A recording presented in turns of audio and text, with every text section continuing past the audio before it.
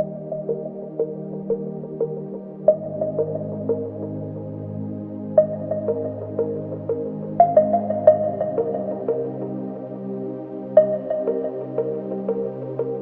asked for my own introduction. I figured it was easier to do it that way than to have our friend here do that. So I'm Jesse Ketterman. I'm with University of Maryland Extension, and I'll explain a little bit what Extension is. How many people are familiar with Extension? About half of you. So University of Maryland Extension, or Extension in general, is the outreach arm of land grant universities. So uh, University of Connecticut is the land grant institution up here. University of Maryland College Park is the one in Maryland.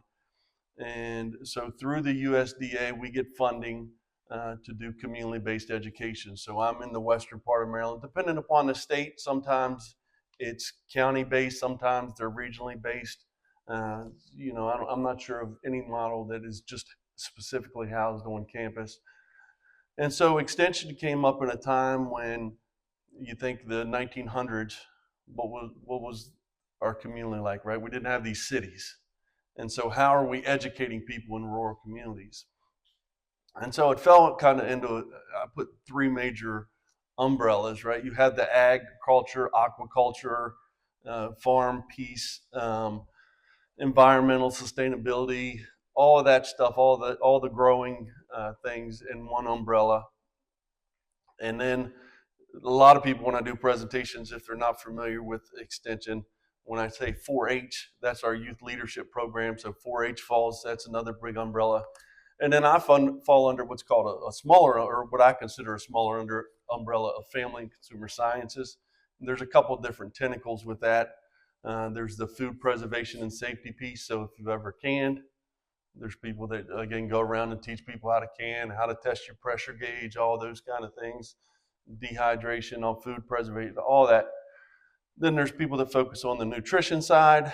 One of the programs is Dining with Diabetes, right? So if I have diabetes, which I do, how do I eat healthy to keep my sugar level down, my glucose level?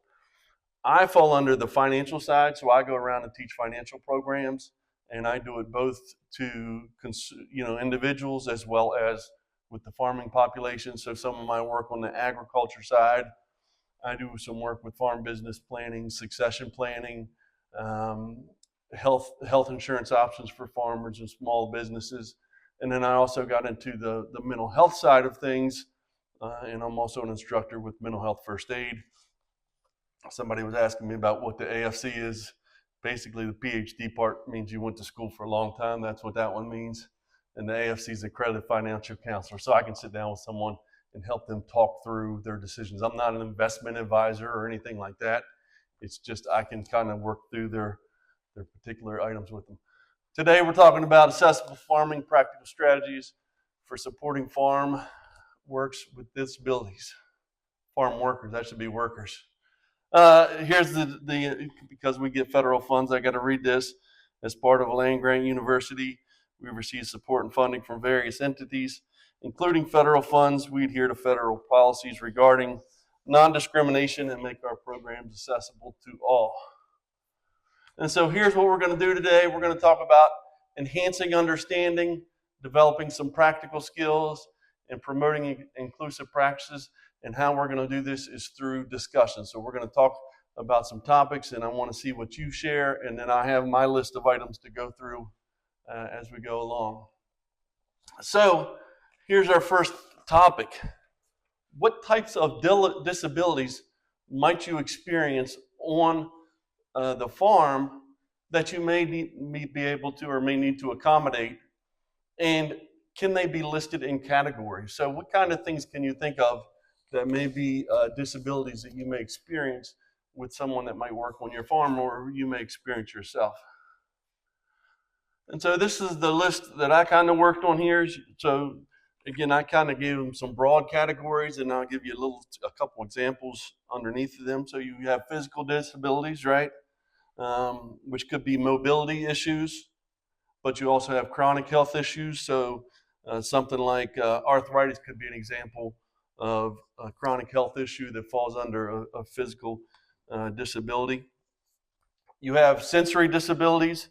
So that could be visual or hearing. Intellectual disabilities, so intellectual and developmental. So intellectual being something such as Down syndrome, and developmental could be something such as autistic, being on the autistic spectrum. And as we talk about these disabilities, the autistic spectrum kind of reminds me, my son's on the mild side of the autistic spectrum. And one of the challenges we had all along when we went through school with him is he would get put in a box, right? That everybody assumed. I remember we switched schools at one point, and the teacher was like, well, yeah, my cousin, nephew, or something had autism. And I'm like, you don't understand. There's a spectrum there. It's completely different for everybody. So when we talk about disabilities, always keep in mind that it's a spectrum, that everybody's needs is individual when it comes to that. Learning disabilities. So a common one there that we're familiar with would be dyslexia, right? You get the letters and numbers switched around backwards.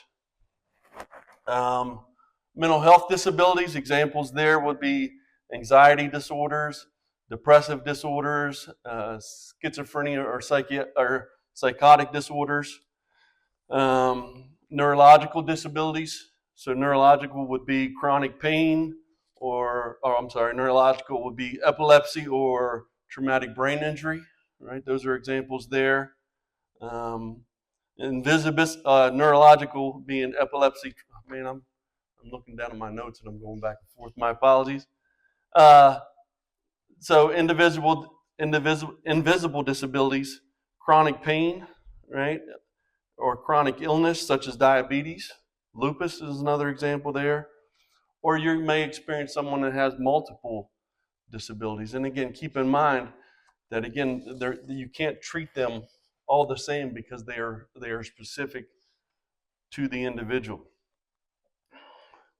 So one of the things we need to make sure that we do is understand and enhance our understanding of disabilities. So there are diverse forms of disabilities. There are different challenges faced with individuals with different disabilities. And then how do we support someone and dispel our misconceptions when it comes to disabilities? So some of those barriers that may be experienced would be physical barriers, so inaccessibility of equipment or machinery. It could be farm layout or terrain, like we were talking about earlier. Attitudinal barriers, such as stigma and misperceptions that people have. It could be our own lack of awareness of particular disabilities. Informational barriers, such as limited access to training and lack of information and resources, so our limited understanding. There could be financial barriers, which would be the cost to make things accessible, or dealing with the economic aspects of the disability. You have health and safety issues, which could be increased risk of injury or limited access to health care. So depending upon where your enterprise is located at, rural communities have limited health options, typically. And then thinking about how do we set up social and support networks, and that could include that feeling of isolation that people have, or lack of peer support. And the last item I had there was the regulatory issues. So again, what policies are around there to support individuals? So back to our next discussion items. What are practical skills you can use as a farmer or ag producer to enhance your environment to accommodate disabilities? So what are some things that we can do to support people with disabilities?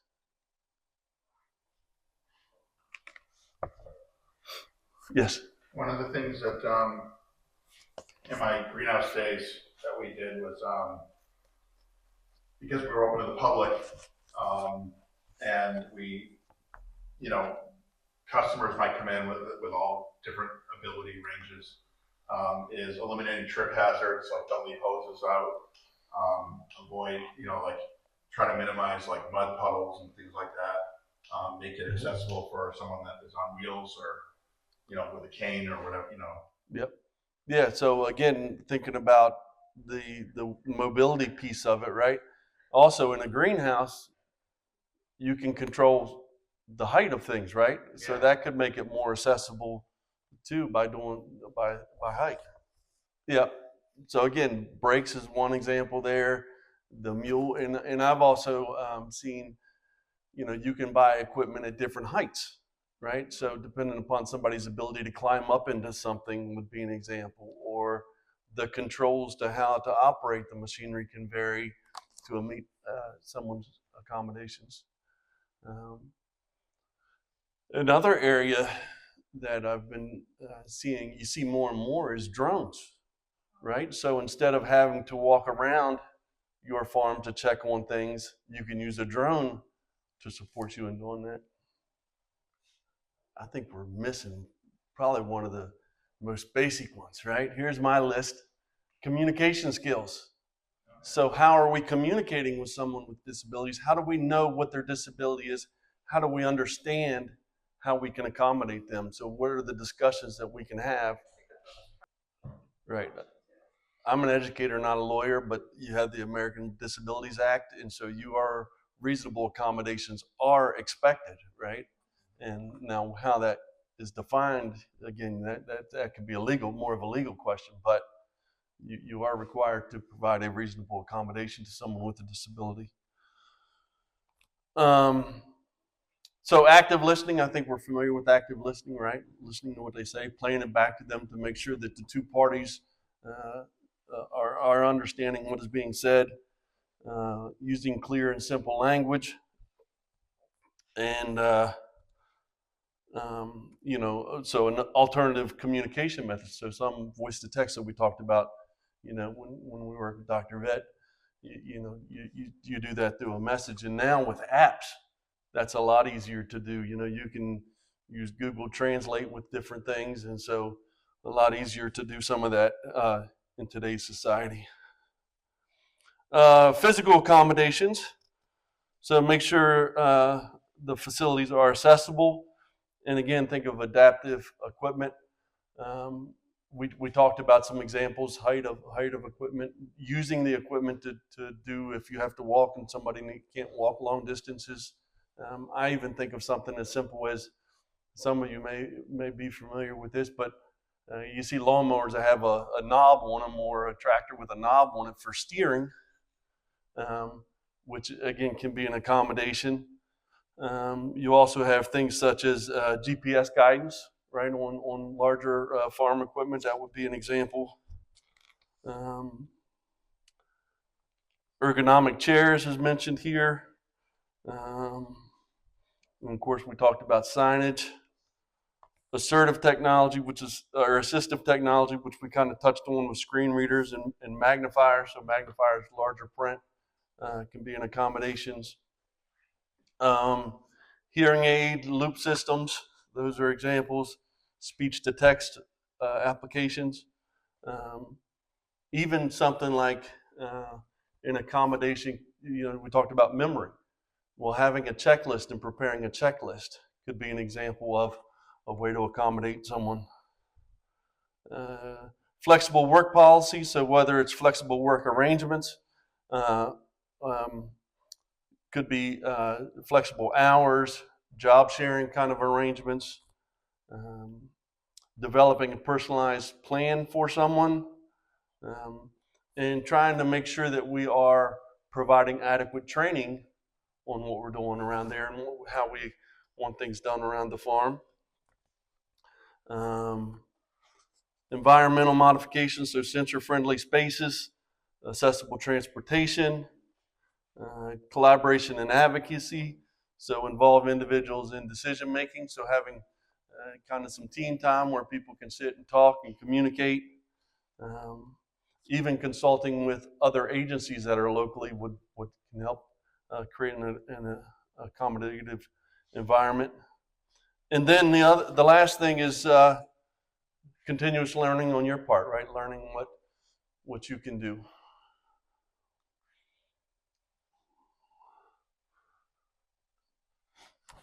And so what are some things we do with promoting inclusive practices? Again, work on our communication strategies, create a respectful and inclusive environment, and keeping those lines of communication open. And I think that gets me to my last slide is, what is one thing you think you can do as a result of this session? Or what is one thing you can do to accommodate a disability on your farm? So last opportunity for you to share your thoughts.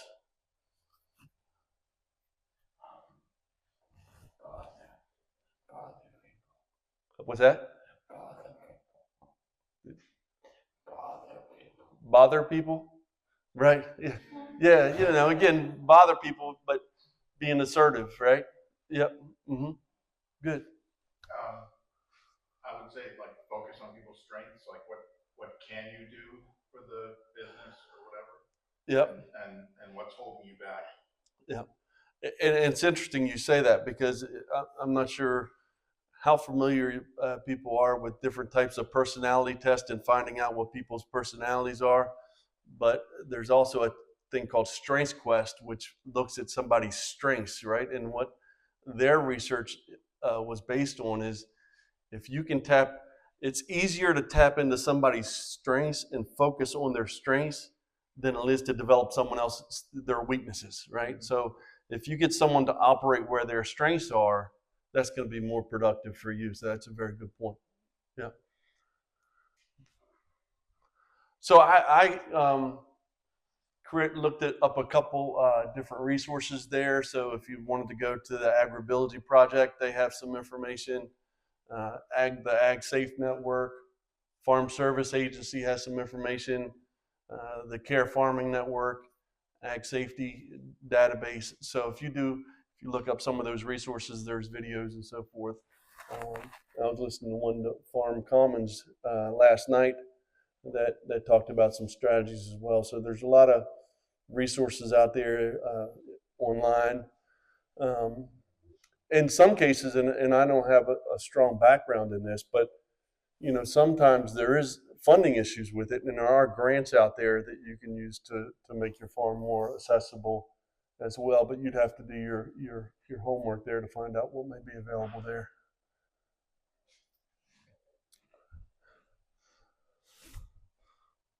And there's my last slide. I don't know time wise if I'm on time, early, late, but that's it. Right on time. So we're good. All right.